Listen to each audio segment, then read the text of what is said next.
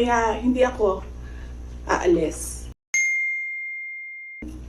Sabi din ng legal namin, there are valid legal points or legal questions sa nangyayari na hearing, which is the contempt of the letter to Congressman Joel Chua kaninang umaga. Unang-una doon, yung privileged speech mismo ni Congressman Valeriano nagsabi ng unverified claims. So paano ka magagawa ng hearing based on unverified claims? Hanapin mo muna yung mali, tapos ka mag-hearing. Hindi yung doon mo hanapin yung mali sa hearing. Pangalawa, ito yung punto ko nung last akong pumunta sa kanila.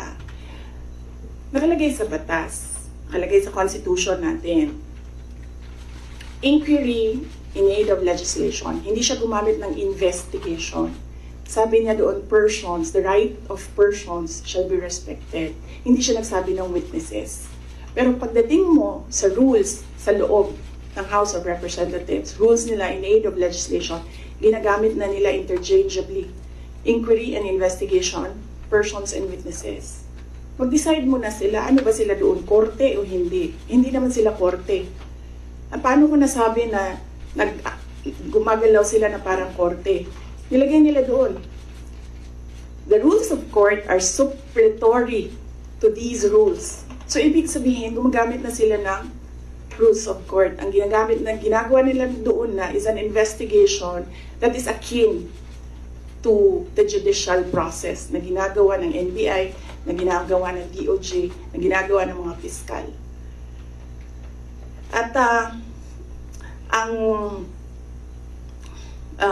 isa pang punto namin doon sa sulat ay ano yung pangatlo? Kalimutan ko na. Pahingin tubig, sir.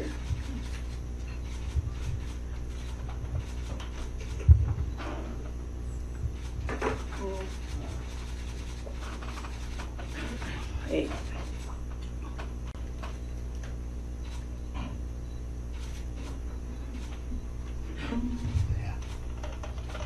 Napagod ako sa kakasulat nito kagabi.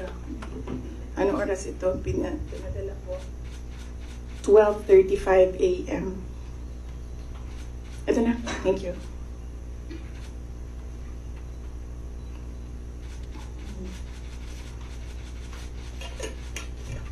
Yeah. Ito yung isang punto ko dyan. Nakalagay doon sa Constitution. The rights of persons appearing therein or affected thereby shall be respected. Nakalagay doon. So, ibig sabihin, dahil in aid of legislation lang ito at hindi naman ito prosecution or investigation, ibig sabihin, pwede humindi ang tao. Diba? Kasi, ayoko sumali sa pag-craft ng legislation nyo, bakit nyo ako pipilitin? Di maghanap kayo ng ibang resource person. Ang dami namang previous vice presidents dyan. Napakalapit ni former President Gloria Arroyo sa kanila. Yun ang tawagin nila, gawin nilang resource person kung meron talaga silang batas na ginagawa about sa Office of the Vice President. And then ang huli noon is sub judice. Ang daming questions nila na kaparte ng 3 cases na final sa Supreme Court na dapat hindi pinag-uusapan sa labas ng korte. At yung huli, sinabi namin paulit-ulit, nandun kami sa loob ng Commission on Audit. Nag-participate kami sa audit process. Kahit na yung audit na yan, dumating lang yan pagkatapos nila na mag-usap ng Makabayan Block at ni Speaker Romualdez na atakihin ang confidential funds. So masagot pa rin kami kahit alam namin kung ano ang motibo sa audit. So, yes. Anong tanong mo, sir? Kalimutan ko. Yun lang po, ma'am. Yes, sir. Next. Then, out of security concern na naman ng ibang OVP officials and employees kung bakit na rin hindi you prefer not to go to the inquiry sa House. Security, physical security nila personal, wala naman kaming problema sa security. Wala akong narinig na gano'n, na comment galing sa kanila. Lahat nagko-comment na maawa sila sa mga anak nila. Okay, so out of family. Next question, Red Mendoza, Manila Times. Good afternoon po, Ma'am. Red Mendoza po from the Manila Times. Ma'am, si Congressman Jill Bongalon of the Ako Bicol Party List said na kung hindi naman daw po kayo interested sa trabahong ito, mag-resign na lang daw po kayo. Sabi din po ni Kong David Suarez, Deputy Speaker David Suarez, na most of the congressmen felt na the Vice President, kayo daw po, with all due respect, ma'am, sabi po, mag-resign na lang daw po kayo kasi parang hindi kayo interested sa trabaho, ma'am. Ano po ang inyong masasabi dito sa sinabi ng quote-unquote young guns of the Congress? Oo. Actually, kung mapapansin nyo, hindi ako nakikipag-usap sa kanila. Nakikipag-usap lang ako kay Zaldico at kay Martin Romualdez. Pero pagbibigyan kita, Ren? Yes po. Yes, pagbibigyan kita.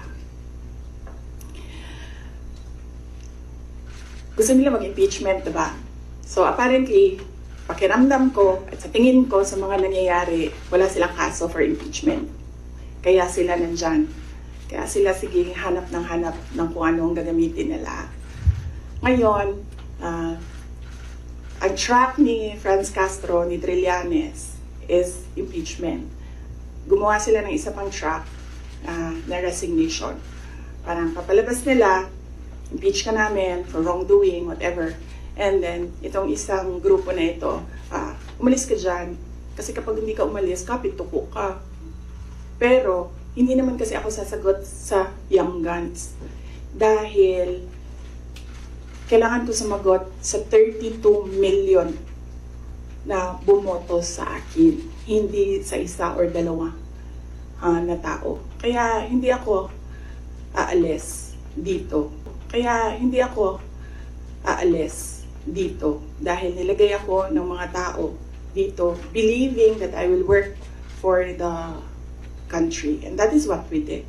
We worked. Follow-up lang po, ma'am. Kasi pakiramdam daw po nila, ma'am, meron daw po mga section ng 32 million ang nawalan na po ng tiwala sa inyo. And specifically po, from the Marcos loyalists who voted you po with the tandem of your ex-friend, President Bongbong Marcos. Ano pong inyong pakiramdam po, ma'am, na parang yung iba po sinasabi ay quote-unquote nabudol dahil sa inyong tandem, ma'am? Hindi ko na sasagutin yan. That needs a sit down.